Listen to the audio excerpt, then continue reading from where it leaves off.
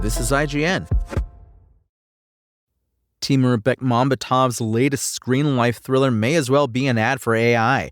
This is your IGN review of Mercy by Sedat Adlaka. The screenlife genre gets a buggy update in Timur Bekmambetov's Mercy, a rapid action thriller in which a man accused of murder must prove his innocence to an AI judge within 90 minutes or be put to death. This clockwork setting has potential, but what it lacks, ironically, is execution. It's often hilariously slapdash despite its conceptual prowess, and a prime example of great ideas being squished together and squandered, not to mention made entirely headache-inducing if you watch it in 3D. Right from the get-go, Mercy takes a strange approach to explaining its futuristic setting, beginning with a neatly edited previously on montage that lays out how the crime-ridden, poverty-stricken Los Angeles of 2029 came to adopt AI-driven capital punishment. Hilariously, it turns out this trailer for the film's own premise is being shown to an accused killer, Detective Chris Raven, played by Chris Pratt, who ought to be more than familiar with the imposing AI entity Judge Maddox, played by Rebecca Ferguson, since he pioneered the Mercy project that gives the film its name. Still, this exposition is somewhat forgivable, if only because it sets up the film's parameters with the efficiency of LED screens lining the queue for a ride at Disneyland. Raven, who just regained consciousness in an enormous empty room, is strapped to a lethal chair set to give off a fatal electric pulse unless he can prove he didn't murder his wife Nicole, played by Annabelle Wallis, earlier that day. Before the restrained detective stands, an enormous screen from which the imposing Maddox, her face silhouetted and cast in shadow, makes stern proclamations, deeming him guilty until proven innocent, and granting Mercy a not altogether uninteresting legal conundrum. Maddox also has unlimited access to the digital and GPS data of everyone in LA, thanks to a communal cloud, which Raven can also sift through in order to prove his innocence. As either the judge or the accused bring up dueling evidence, courtesy of texts, doorbell videos, and countless other digital sources, iOS windows pop up in the space around Raven's head like nifty 3D holograms. The case seems watertight. Raven arrived home during the workday, got into a fight with Nicole, and left, only for their teenage daughter Britt, played by Kylie Rogers, to find her stabbed minutes later. The only problem is that Raven has no memory of the events depicted, an idea that seems intriguing until it's quickly hand-waved. From that point on, as the on-screen clock counts down, the story switches gears at breakneck speed and introduces a multitude of supporting characters via FaceTime calls. From Raven's fiery police partner, Jacqueline Jack Diallo, played by Callie Reese, to his diligent AA sponsor, Rob Nelson, played by Chris Sullivan, among many others. The mystery is unraveled practically backwards, with clues being explained or exposed in the very same moment they're discovered, while Raven uses Jack as his proxy to revisit the crime scene and even chase down other suspects, viewing the world through her body cam, then a series of drones, then digital renderings of real spaces, then insert new idea here without nearly enough time for us to adjust, let alone reflect. The movie switches focus just as haphazardly, going from tech conspiracy to domestic drama to some errant mixture of drug and terrorism thriller that becomes impossible to invest in given the sheer flurry of images and pop-up windows flying at you at once. These are also never in the same plane of focus, forcing your eyes to adjust faster than you can process information, which becomes even more physically demanding in 3D. However, what is perhaps strangest about Mercy is what it has to say and often what it doesn't say about technology.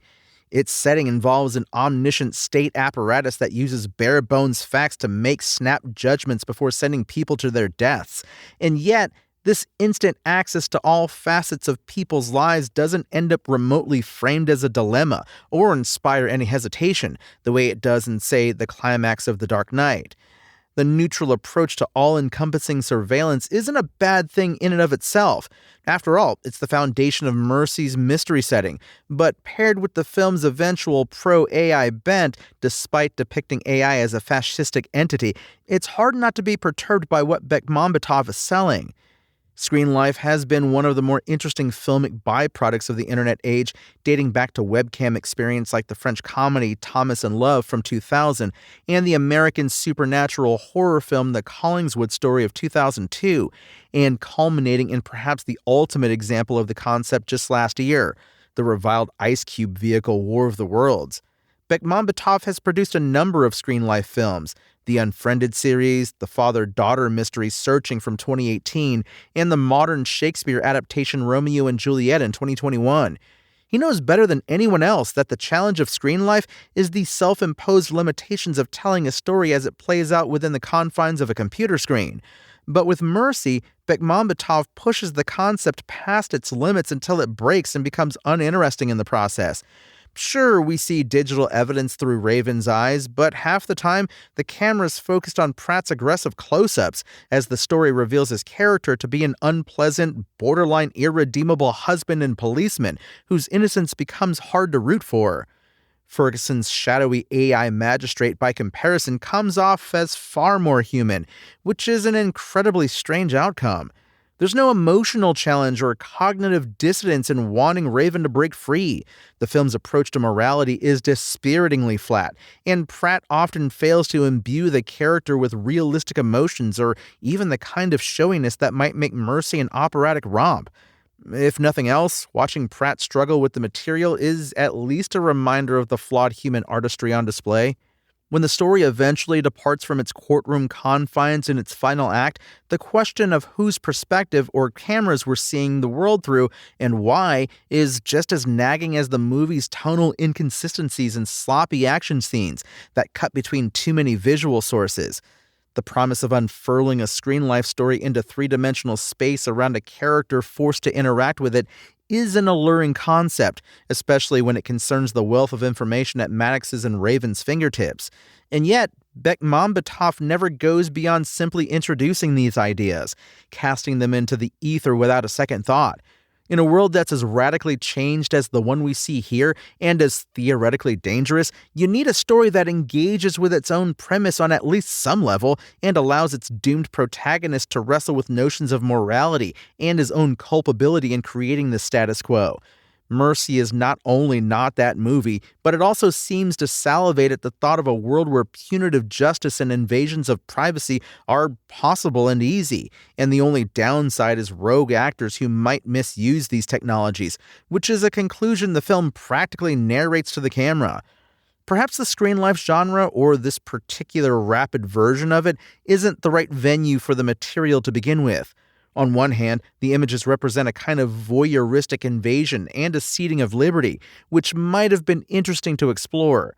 On the other hand, the sheer flurry of these invasive pop-up windows is also how the movie conjures its few moments of intrigue and excitement.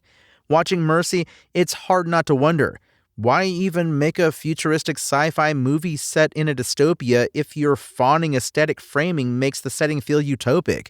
At that point, Bekmambetov may as well just invest in a generative AI company instead. Oh, wait.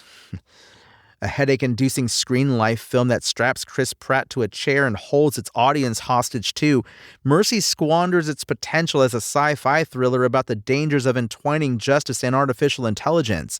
The result plays less like a tongue-in-cheek mystery thriller director Timur Bekmambetov seems to be aiming for, and more like an advertisement to tech investors, making the movie chilling in unintended ways. Mercy's IGN score? 4 out of 10. Thanks for listening to IGN. My name is Tony Jackson, and for the latest Mercy updates, visit us at IGN.com.